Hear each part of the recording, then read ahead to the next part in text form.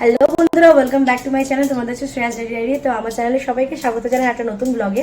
তো অনেক দিন পর ব্লগ দিচ্ছি। অনেক দিন পর বলতে মোটামুটি 1 মাসের কাছাকাছি হয়ে গেছে আমি ব্লগ দিতে পারিনি। কাজের চাপ, শরীর অসুস্থতা সব মিলিয়ে মিশিয়ে আমার সম্ভব হয়ে ওঠেনি। শুধু রিলসগুলোই, শর্টসগুলোই আপলোড করছিলাম।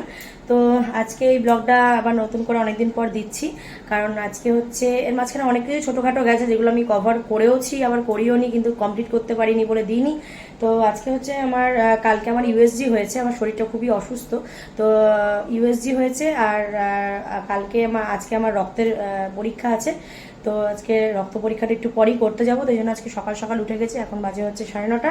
তো এখন আমার কিছু খাওয়া যাবে না, জাস্ট আমি জল আর ওষুধ, আমার থাইরয়েডের ওষুধ চলে, থাইরয়েডের ওষুধটা খেয়ে বেরিয়ে যাব।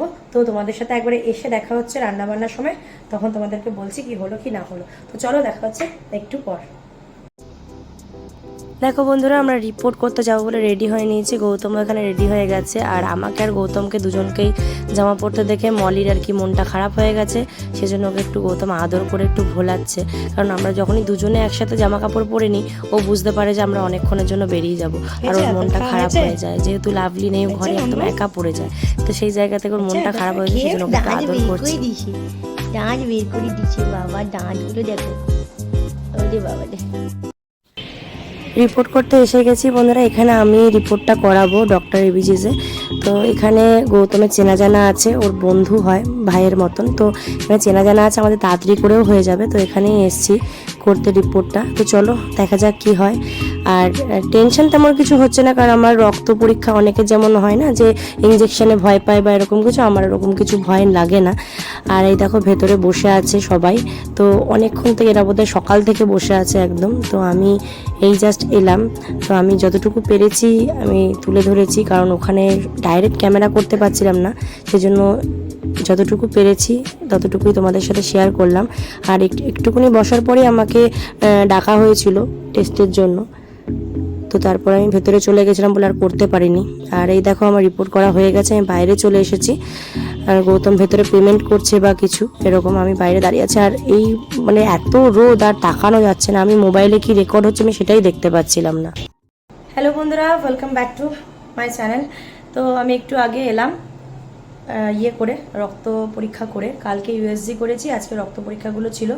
আর এখন এসে রান্না বসিয়েছি। রান্নার মধ্যে আজকে হচ্ছে টক ডাল, আলু পোস্ত, মাছ ভাজা আর উচ্ছে ভাজা, এই কটাই আজকে হচ্ছে। তো চলো এখানে ডালটা বসিয়ে দিয়েছি। দেখো ডালটা হয়ে গেছে। এখানে এখনই সোমবার দেবো ডালটা, আর আম দিয়ে হবে ডালটা। আর চলো পরপর দেখতে। আর যেটা বলি সেটা হচ্ছে যে এই যে রক্ত পরীক্ষা হয়ে গেছে, এই দেখো এই ইয়েটা লাগিয়ে দিয়েছে, টেপটা লাগিয়ে দিয়েছে।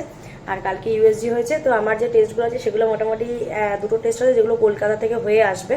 তো সেই জন্য 2-3 দিন টাইম লাগবে। তো 29 তারিখে আমি রিপোর্ট পাবো।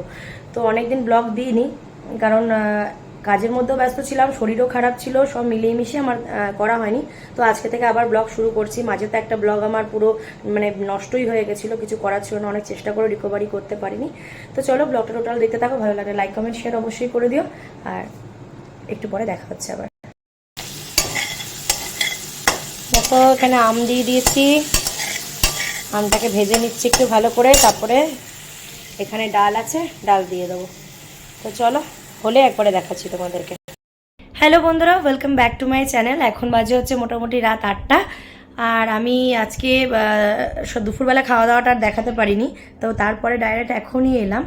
আর এখন হচ্ছে প্রোগ্রামের জন্য রেডি হব। এবার যেটা হচ্ছে সেটা বলি, আজকে আমার প্রোগ্রাম ছিল না। কালকে প্রোগ্রামটা ক্যান্সেল হয়েছিল, মানে আজকে যে প্রোগ্রামটা আছে সেটা কালকে আমাকে ক্যান্সেল করেছিল। মুর্শিদাবাদে ছিল প্রোগ্রামটা।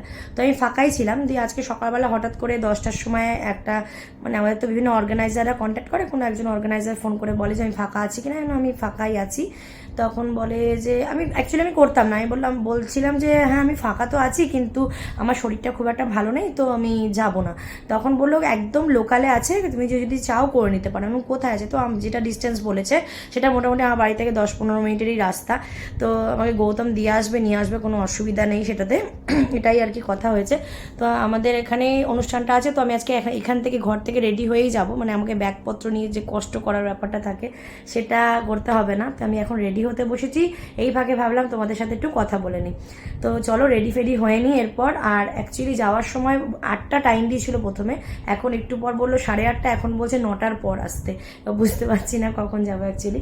তো আমাকে গৌতম বলেছিল যদি তোমাকে 8টায় বেরোতে হয় তাহলে তুমি যাওয়ার সময় টোটো করে চলে যাও, আসার সময় আমি তোমাকে নিয়ে আসবো। কিন্তু এখন যখন এতটা লেট হয়েই গেছে, গৌতম হয়তো ফ্রি হয়ে যাবে আর আমি গৌতমের সাথেই যাবো হয়তো, দেখি রেডি হয়ে থাকি। রেডি হয়ে গৌতম বলেছে আমাকে ফোন করতে, তো তখন ওর যেটা স্ট্যাটাস থাকবে সেই হিসাবে আমি কাজ করব। তো চলো ঝটপট করে রেডি হয়নি, রেডি হয়ে একেবারে তোমাদের সামনে আসছি। এই বন্ধুরা, তো আমি রেডি হয়ে গেছি আর আমি বেরোচ্ছি এবার। ব্যাগ পিঠে নিয়ে নিয়েছি, মোটামুটি রেডি একদম। ওখানে গিয়ে জাস্ট একটু চুল টুল ঠিকঠাক করতে হবে, কারণ হাওয়ায় তো একটু ইয়ে হয়ে যাবে সেই জন্য। তো আজকে আমি যে জামাটা পরেছি সেটা আমি তোমাদের দেখাচ্ছি ক্যামেরাটাকে ঘুরিয়ে।